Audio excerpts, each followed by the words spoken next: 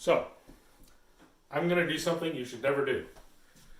Don't drink, happen across a new recipe, and then try it. So, I had kind of a garbage day. So I was watching some TV, having a glass of wine, and surfing the internet at the same time, like you do during an apocalypse. And I decided that I happened across this recipe that was, they claim it's 3 ingredients. I'm reading 4 here, but we won't quibble over water. Yet, the apocalypse is coming. But for now, we're not quibbling over water, but it is a 3-ingredient bread that's supposed to be super, super easy. We won't see the end of it today because you got to leave it lay overnight, rise overnight. Have some more wine, Robinson. So we're going to give this a shot, see what happens.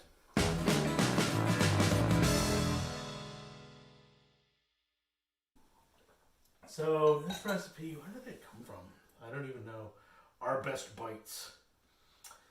So what we're looking at is 3 cups of all-purpose flour.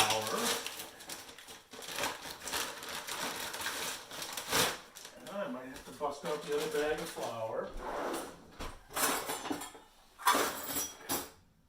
It's half a cup. Go with that. So the recipe specifically calls out that you don't have to precisely measure, which is awesome for a cook because I'm not a baker, I'm a cook. Bakers are better at this than we are. We kind of guess most of the time when you're cooking. Whereas baking tends to be more of a chemistry. More chemistry, less engineering, I guess is the best way to put it. So what I'm trying to do here is get 3 cups. That's 1 of flour.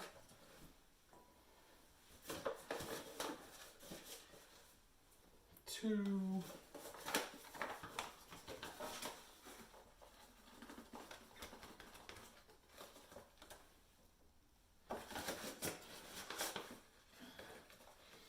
and 3. All right.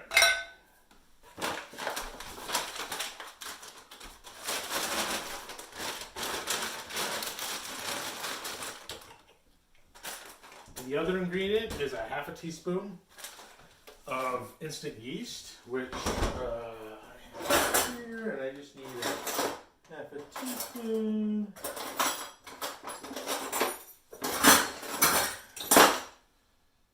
That's a teaspoon. All right. 1/4 half.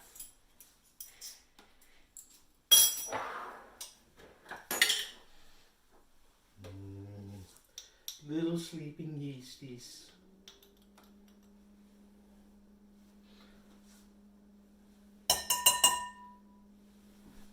Medicine anyway, it's kind of getting hard to get a hold of yeast. Apparently it's sold out everywhere. I found a couple of packets in the organic section being sold as a nutritional supplement. And then a friend of mine may have accidentally lost a little bit of it on our front porch. So I have enough yeast to last part of the apocalypse. We'll see.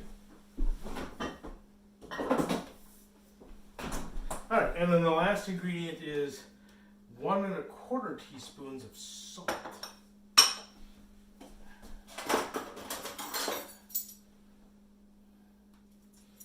So that would be 5/4.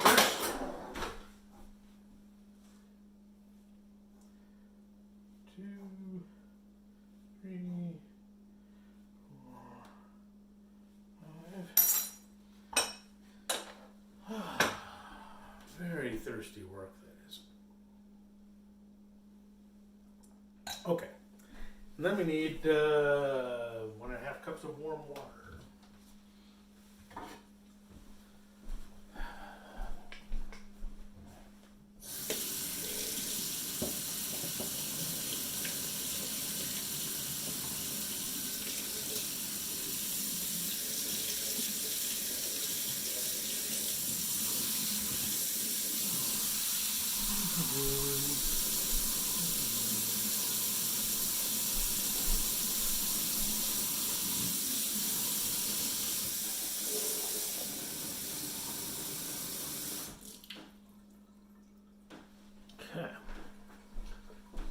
probably read the instructions before we get going any further. It does say, in a large bowl, combine flour, yeast, and salt.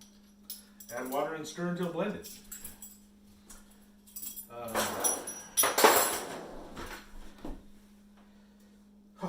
Dough will be shaggy. Ruh-roh.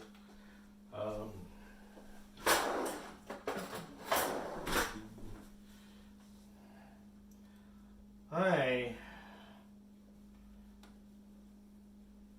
may be superstitious, but I like to mix my dry goods before I add the water goods.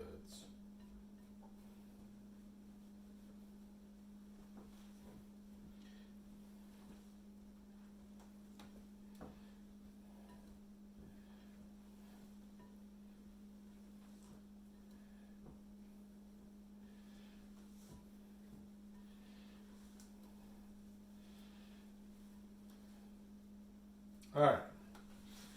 So dough will be shaggy and sticky. Yeah. So add water and stir until blended.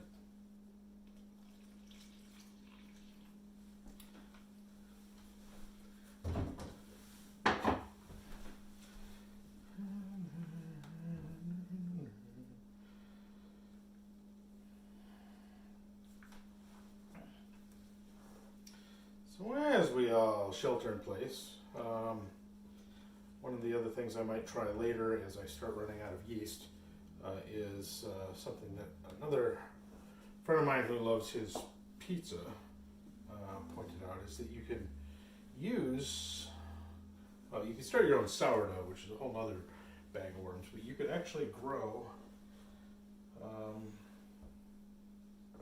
your own bread yeast from the last of the yeast that you have. And the catch with that, of course, is that recipes are calling for exact amounts of the yeast, but when you have those kinds of when you're growing your own yeast, it doesn't really fit the profile of the recipe as much, because it's not as evenly distributed, and in amongst your yeast, you're going to have some of the nutrient, and you're going to have some of the extracts liquid, and that sort of thing will be kind of mixed in with the yeast. And so you can't just say, well, it's only a quarter teaspoon of instant yeast, because you've got a bunch of other things that aren't yeast in the mix. So I might try that towards the end of our little adventure in Corona land. And now, based on the description, I'm assuming that, and again, not a baker, I'm merely reading the instructions as written, that this is shaggy and loose, because I think I've gotten most of the flour all mixed in, but it's not sticking together the way I'm kind of used to bread doing. So let's see here. So yeah, shaggy, sticky, and quite loose is what I'm hearing here, and that was for a 1.5 cups of warm water. And just to make sure that I understood the measurement, that is 1.5 cups. Yeah, well, we shall see now.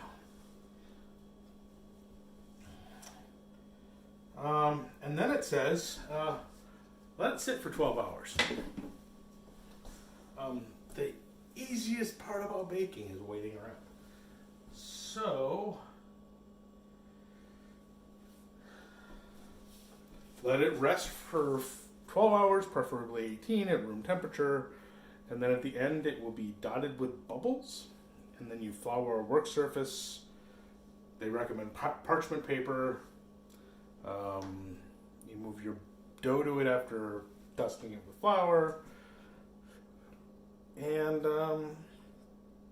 fold it twice and let it sit around for half an hour. Again, best part of baking is you get to wait a lot. And then after that,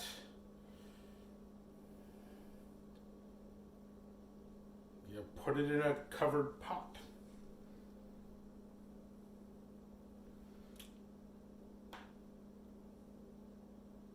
All right.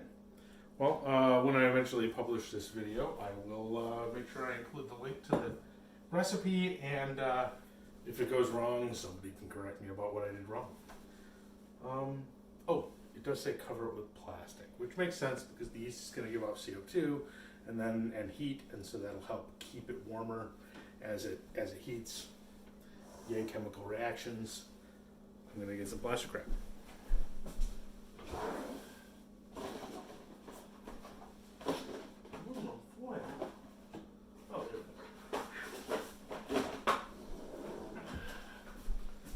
Worried there for a minute because we have lots of aluminum foil but very little plastic wrap, which I guess I'm kind of half proud of.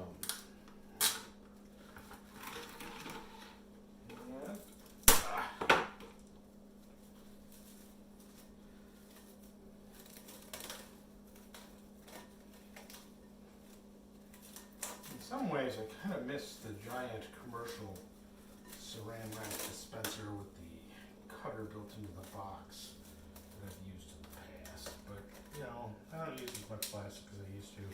So, what does it matter? Alright. That's our plastic. And so tomorrow, this will look differently. I assume. I mean, what do I know? I don't really know what I'm doing, and I had a couple of glasses of wine. Welcome to the Bacon Show.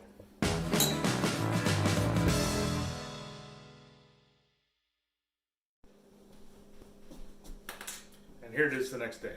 So it's about noon.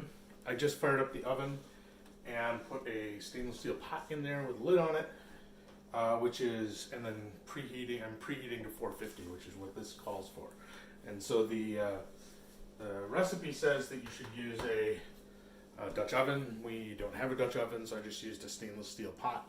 That's not going to be a big deal. I think mostly it's about the heated surface and confined space, and not really about the Dutch oven necessarily. So let's see. So we let this sit overnight.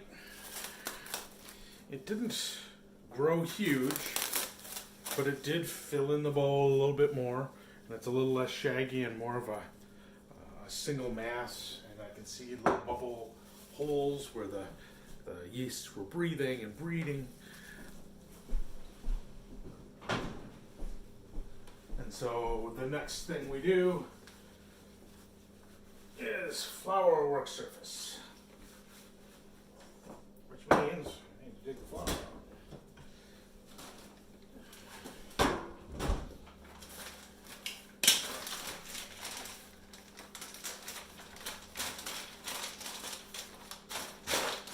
Now the recipe also suggests that you can use silicone mats. I have some sill sheet here. Not sure how well that would work myself. I've never really used a silicone mat in this way.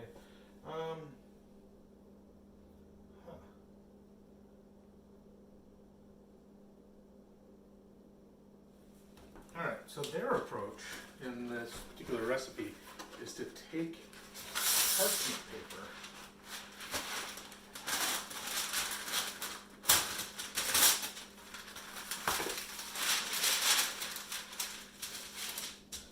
they're not even suggesting you use a sill sheet. You take parchment paper, dust it with a little flour.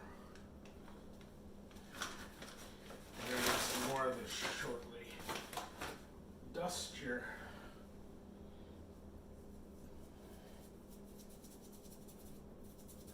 bread a little bit.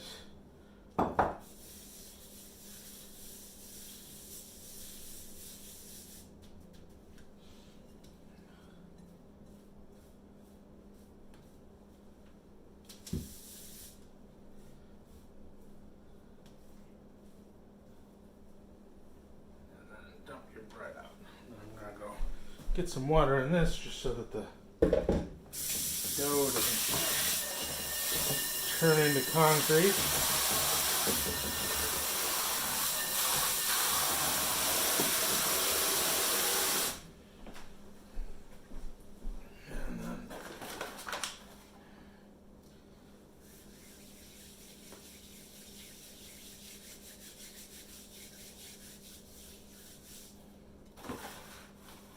So now they're saying that we're not going to really knead the dough. We're just going to fold it in and out over itself a couple of times. So we want to make sure that our hands are pretty well coated in flour so that we don't stick. See, it is getting kind of sticky as it is. There's a fold over. We'll redust this surface. We're going to do it again.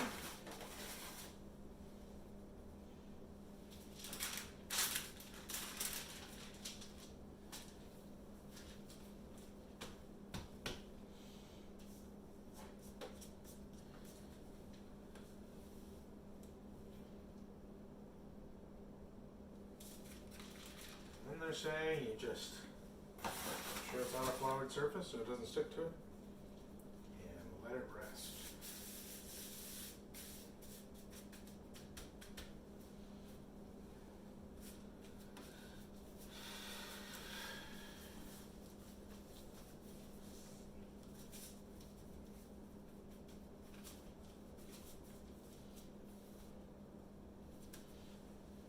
They're saying just let it rest for about 30 minutes.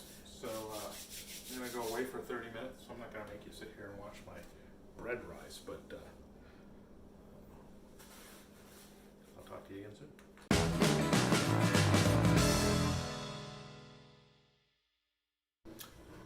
So it's a little over 30 minutes later. The oven's been heating up for a long time now. So that pan that I've got in there is nice and hot. Bread has been resting and it's grown a little bit, but not much, just a little. As Jennifer pointed out, there's not a lot of sugar in this recipe, so there's not much for the yeast to eat. All right, so keep in mind, if you're doing this, this pot's going to be really hot, all parts of it. So if you're not careful, you could burn yourself. And just to remind myself that it's hot, so that I don't do something dumb and grab it with a bare hand, I'm just going to put that there. Now, the next thing they tell you to do is just take the entire lump of bread and the parchment paper and just drop it in the pan.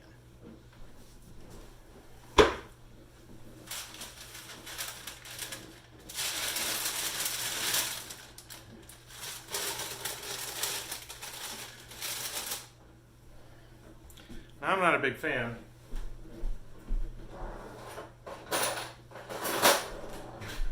of all this excess paper here, so I'm going to just trim it off, carefully avoiding, again, touching an extremely hot pan, but just trim it down so that it's not quite so much pan filled with parchment paper. Because really the parchment paper is just to separate the pan from the bread as the bread bakes. So then we just relid the pan and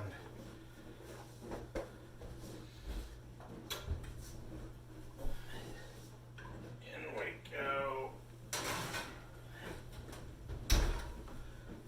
The recipe calls for 35 to 40 minutes of baking, and then we'll take the lid off and bake it for 15 more. So, Alexa, set a 35-minute timer. 35 minutes, starting now. So in about 35 minutes, I'll stop back and we'll take the lid off and pop it in again, and then we'll be very close to having some fresh bread baked. We're back. So it's been baking for about 35 minutes, and I'm going to go ahead and now take the lid off, and then we bake it for another 15.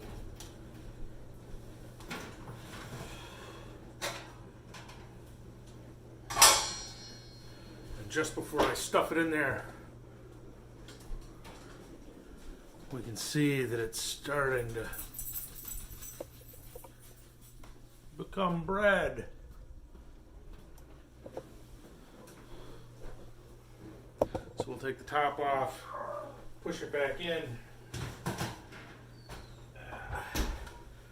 and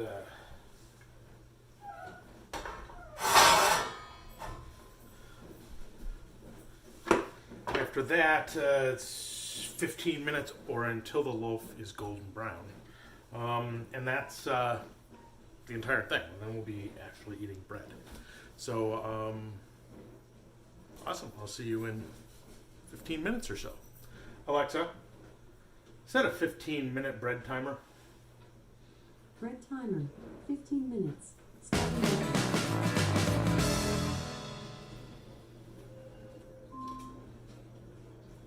Your bread timer is done. Alexa, stop. Okay. Well, Alexa thinks the bread timer is done.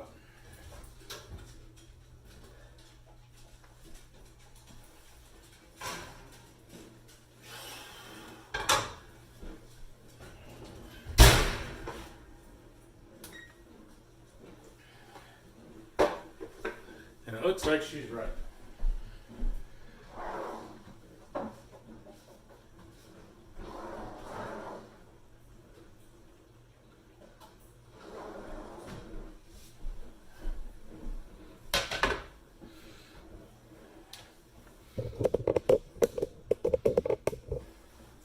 So,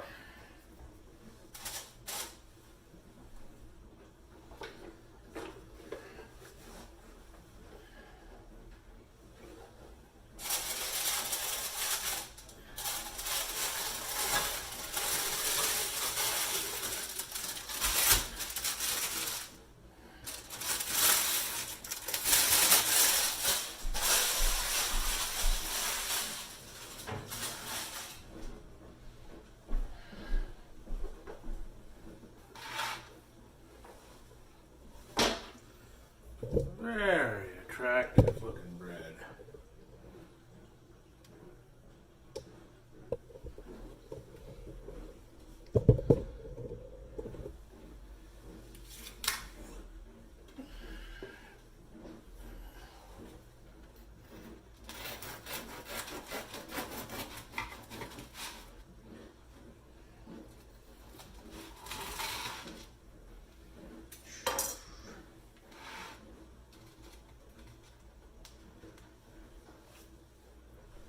Now, one of the things to note about this kind of bread is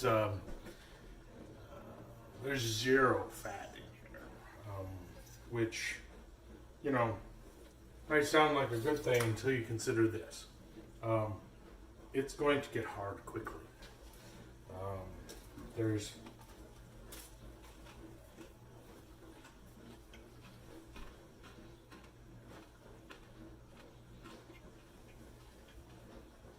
nothing to help it really retain its moisture. But yeah, it's bread. It's not particularly flavorful because it really is just salt and yeast and a little bit of salt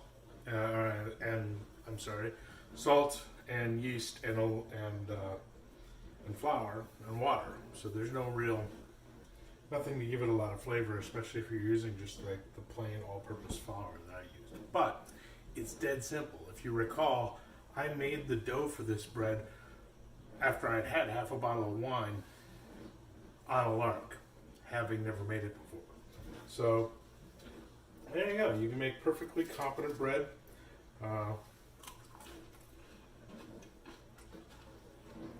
And if you want more flavor on it, that's what butter is for.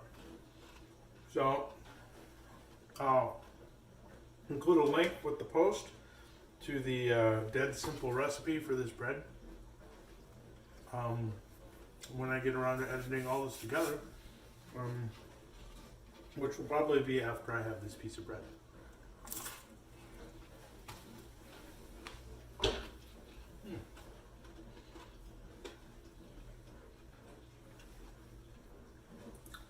Thank you very much, and this has been The Bacon Show.